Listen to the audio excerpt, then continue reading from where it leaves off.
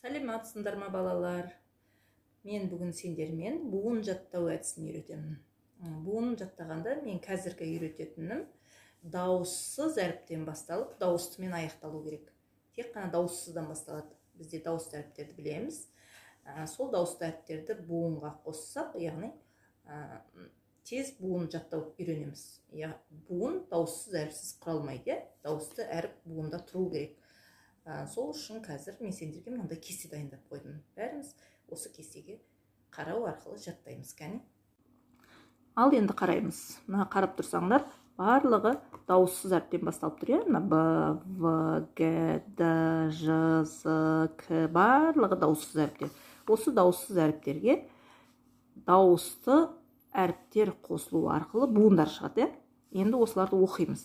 Б, Б, Ба, Бе, Би, Бо, Бу, Б, Бю, Бия, Бьо.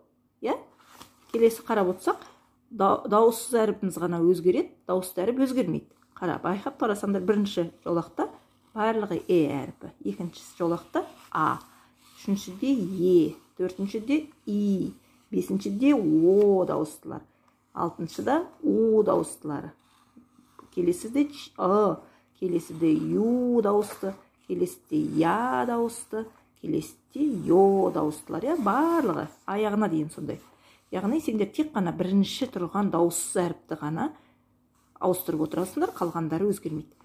Соны жаттау арқылы, қайталау арқылы, яғни осы буынды жаттап аласыңдар. Буынды жаттау арқылы сендер сөзді тез жылдам қосып үйренетін боласыңдар. Келесі буын В әріпінен басталады.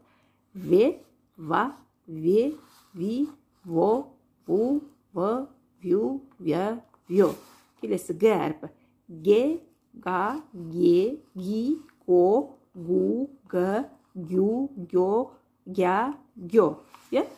Барлық осы буындарды, келесі әріптерді жалғап, буындарды қайталау арқылы, әр буынды 3 реттен қайталап оқысаңдар, сендер буынды жаттаған бала ары қарай сөзді де тез қосып кететін боласыңдар. Сөз толық оқыған бала оқу жылдамдығы артады.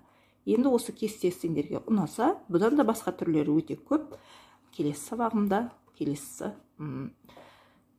сендерге түрлісін дайындайтын боламын. Егер сендерге ұнап жатса, өздерің комментарийға ұнады, болмаса маған тиімді тез оқуға үйретті, мен тез қабылдадым, маған өте қызықты болды деген тәрізді комментарий жазып кетулеріңізді сұранамын.